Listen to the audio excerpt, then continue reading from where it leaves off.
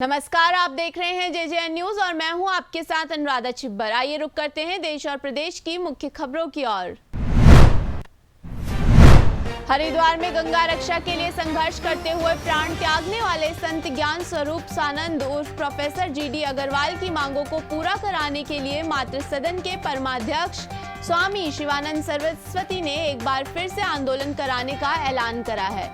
उन्होंने कहा कि 23 फरवरी से मातृ सदन में ही अनशन शुरू करेंगे। उन्होंने कहा कि अनशन पर कौन बैठेगा इसकी घोषणा बाद में की जाएगी। स्वामी शिवानंद ने कहा कि यदि सरकार तब संत सानंद की मांगों को मान लेती तो आज चमोली जैसी घटना ना होती।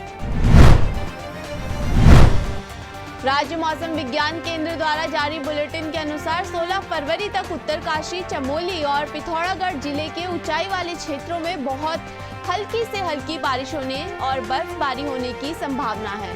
अन्य जिलों में मौसम शुष्क रहने की संभावना जताई गई है। राज्य मौसम विज्ञान केंद्र के अनुसार हरिद्वार और उधम सिंह नगर के कुछ हिस्सों में मध्यम से घना कोहरा छाए रहने के आसार हैं। देहरादून में भी आंशिक रूप से बादल छाए रहने का अनुमान है।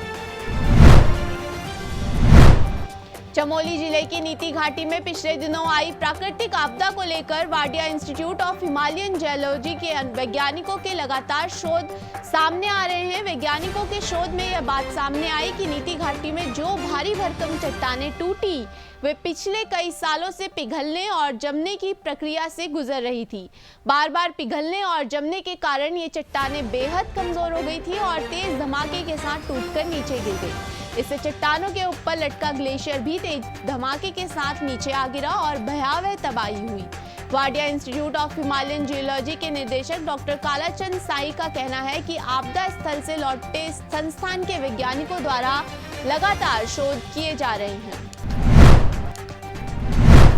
जल प्रलय के 8वें दिन तपोवन जल विद्युत परियोजना की सुरंग समेत पूरे आपदा प्रभावित इलाके से 13 शव निकाले गए। शवों की पोस्टमार्टम रिपोर्ट चौंकाने वाली है। आपदा के कुछ घंटों के भीतर ही सबकी मौत हो गई थी। सुरंग के अंदर ड्रिल के जरिए एसएफटी टनल में फंसे लोगों को खोजने का काम विफल रहा।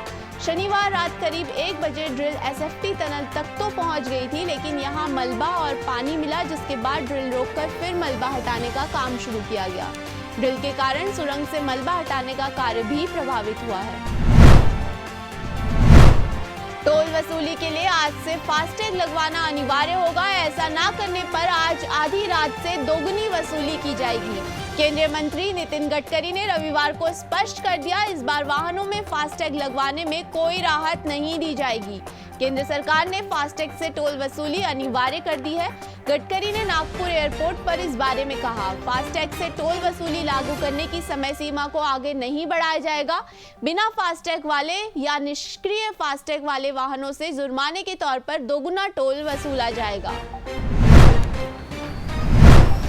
विश्व स्वास्थ्य संगठन के प्रमुख टेड्रोस अधनोम घेब्रेयेसस ने कहा कि कोरोना वायरस के मामलों में दुनिया भर में आई कमी प्रोत्साहित करने वाली है, लेकिन कोविड-19 को फैलाने से रोकने में मददगार रहे प्रतिबंधों में ढील नहीं दी जानी चाहिए।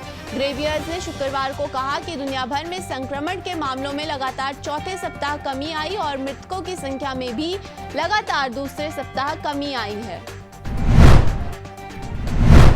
दिवंगत अभिनेता सुशांत सिंह राजपूत की बहनों के खिलाफ फिजिकल कंसल्टेशन के बिना अभिनेता को दवाई देने के लिए दर्ज एक मामले में बॉम्बे हाई कोर्ट आज अपना फैसला सुनाएगा। बता दें, सुशांत की प्रेमिका रही रिया चक्रवर्ती द्वारा पिछले साल सितंबर में याचिका दायर की गई थी और उसी के बारे में मुंबई पुलिस ने एक एफआईआर भी दर्ज की थी।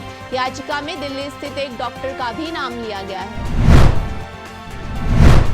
अभी के लिए बस इतना ही। आप बने रहिए जेजेएन न्यूज के साथ। नमस्कार।